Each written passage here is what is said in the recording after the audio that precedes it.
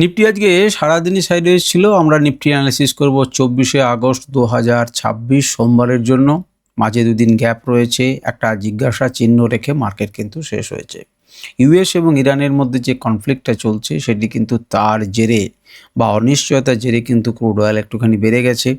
এখন একটা অনিশ্চয়তা রয়েছে, একটু সেফটি সেক্টরগুলোতে এফআইআইরা টাকা পার্ক করে দিয়েছেন, মেটালে টাকা পার্ক করেছেন এবং গোল্ডের চাহিদা কিন্তু বাড়ছে।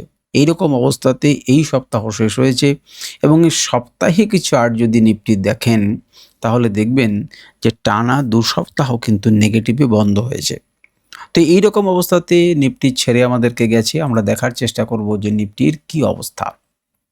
তো চলুন প্রথমেই দেখুন 20 পয়েন্ট মাত্র বেড়েছে। এখনো পর্যন্ত 200-র উপরে মার্কেট রয়েছে, 250-র উপরে মার্কেট রয়েছে। ওপেন হয়েছিল 284-তে, কিন্তু নিজের পজিশন কিন্তু রাখতে পারেনি। 284 ওপেন হয়েছে মানে অবশ্যই গ্যাপ আপ ওপেন হয়েছে এবং গ্যাপ আপ ওপেন হওয়ার পর মার্কেট কিন্তু রাখতে পারেনি।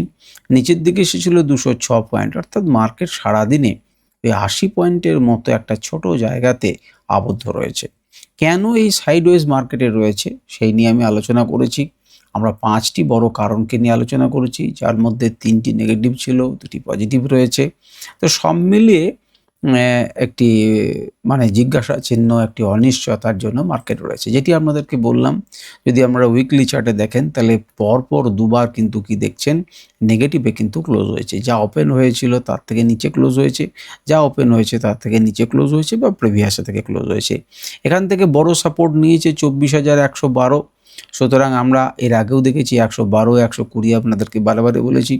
সেই জায়গাটা এখনো পর্যন্ত কিন্তু সাপোর্ট আছে।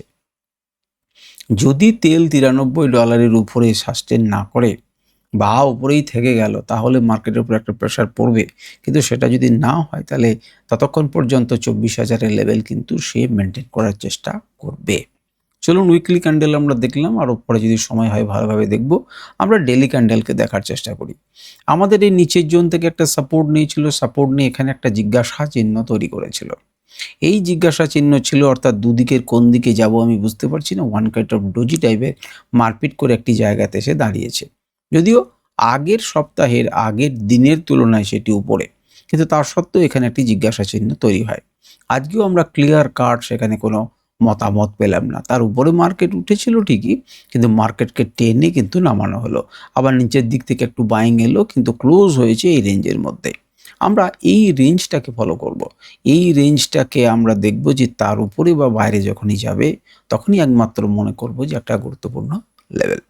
যদিও আপনি যদি ভালো করে দেখেন তাহলে এই লেভেলটা অবশ্যই 24,200, 24,100, 112 আপনারা তাকে দেখছেন। এই লেভেল আপনাকে অবশ্যই সাপোর্ট দেবে। আর উপরের দিকে এই 24,350 পর্যন্ত কিন্তু একটা রেজিস্ট্যান্স কিন্তু রয়েছে টেলি টাইম ফ্রেমে। চলো শুনুন 1 ঘন্টা টাইম ফ্রেমে, 1 ঘন্টা টাইম ফ্রেমে আমরা একটা নেগেটিভিটি তো দেখেছি, একটা গল্প চলছে, একটা ডাউন ট্রেন্ডের গল্প চলছে। সেই গল্পটা করতে করতে এখানে একটা বেস তৈরি করে মার্কেট উপরে উঠলো, কিন্তু উপরে উঠলেও কিন্তু উপরের দিকে যেতে পারছে না। কারণ হচ্ছে এখানে রেজিস্ট্যান্স আছে। এর আগেও আমি স্টার দিয়ে রেখেছিলাম যে এখানেই যদি ভাঙতে হয় তাকে, তার কিন্তু পক্ষে বিপদ, কারণ দুজন বড় একটা এখানে উল্লেখযোগ্য রেজিস্ট্যান্স এটি। মার্কেট সেই জন্য অপেক্ষা করছে। এই জায়গাতে মার্কেট যদি ভাঙে তাহলে একটা স্পেস পাবে ওঠার। আর যদিও রেজিস্ট্যান্স হচ্ছে, স্পেস পাবে। যদি আরও ধারে গিয়ে ভাঙে তাহলে তার একটু খেলবার মতো জায়গা থাকবে এবং এটাকে ভাঙার মতো সুযোগ থাকবে।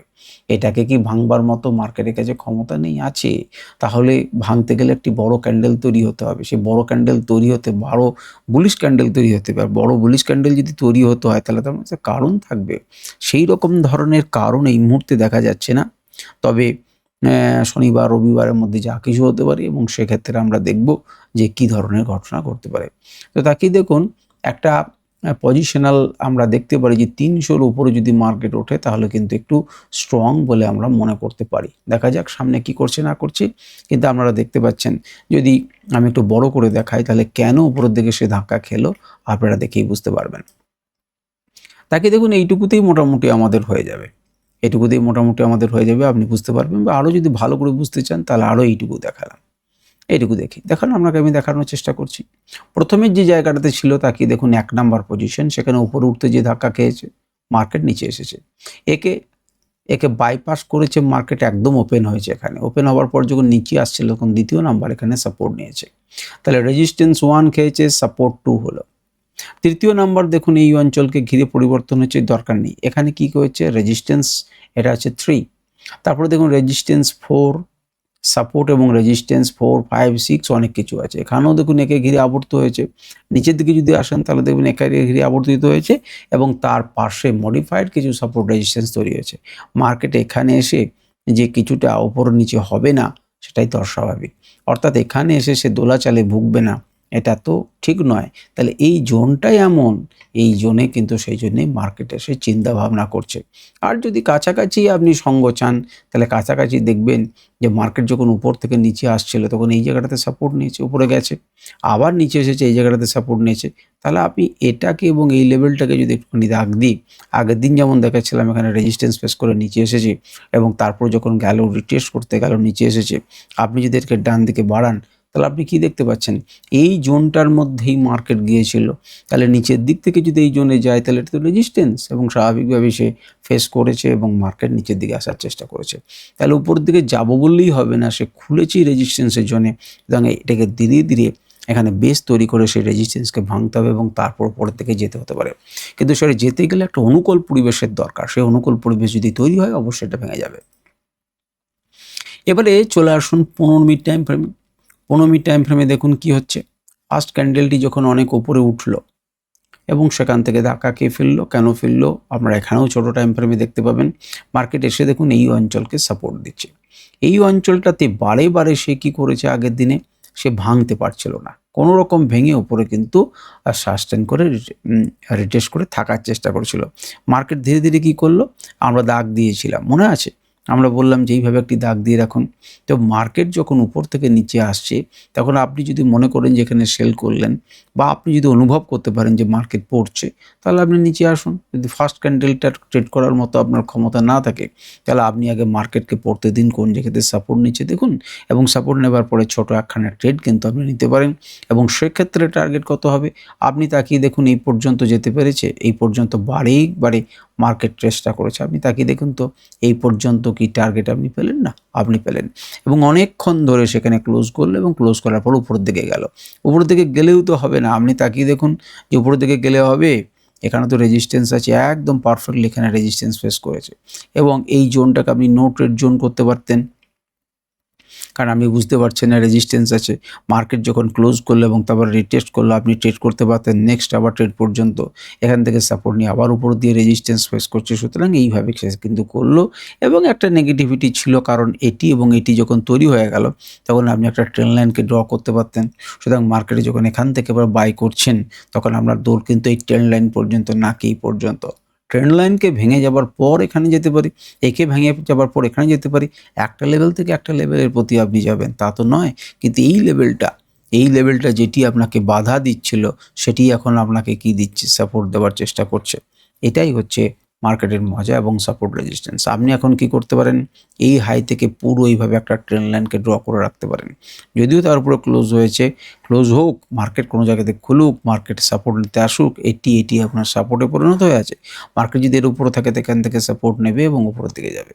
তো এইভাবে আপনি ট্রেড করতে পারেন, এইভাবে আপনি পরিকল্পনা করতে পারেন আগামী দিনে এবং তার সাথে কিন্তু এই জায়গাতেও আপনি কিন্তু একটা কি করতে পারেন, এই জায়গাগুলোকে নিয়ে আপনি কি করতে পারেন, একটা ট্রেন্ড লাইন কিন্তু এঁকে রাখতে পারেন। যদিও সেখান থেকেই দেখুন মার্কেট উপর দিকে উঠেছে, কিন্তু বাই চান্স যদি এর উপরে নিচের দিকে নামে তখন আপনি কিন্তু একটা লেভেল থেকে আর একটা লেভেলের প্রতি যেতে পারেন। এই হচ্ছে মোটামুটিভাবে আমাদের 5 মিনিটে 15 মিনিটে 5 মিনিটে যদি তাকিয়ে দেখেন এইভাবে দুটি আগামী দিনে তাকিয়ে রাখতে পারেন, এইভাবে করে রাখবেন দুটো ট্রেন্ড লাইন এবং মার্কেটকে যেতে দিন। মার্কেট উপরে উঠেছে তো উপরে উঠেছে, উপরে সাস্টেন করার চেষ্টা করুক, যদি করে ভালো কথা, আমরা উপর দিকে ভাবনা চিন্তা করব। এবং এখানে আমরা যেটা লাইভ মার্কেটে করতে পারতেন, দেখুন উপরের দিকে একটা আপ ট্রেন্ড ছিল কিন্তু সেই আপ ট্রেন্ডটা কী করলো না, একটা সময় ব্রেক করলো, ব্রেক করার পরে টেস্ট করলো, মার্কেট নিচের দিকে এলো। স্বাভাবিকভাবে এই অঞ্চল অনেক অ্যাজিটেশন ছিল এখানে, সুতরাং এখানে সে এসেছে, এখানে সে সাপোর্ট নিয়েছে এবং এখানে যদি সে সময় কাটিয়েছে মার্কেট তাহলে এখানেও কিন্তু সে মার্কেট সময় কাটাতে পারে, যে কোনো সময় কাটাতে পারে। তাহলে প্রথম প্রশ্ন হচ্ছে মার্কেট এখানে সময় কাটালো কেন?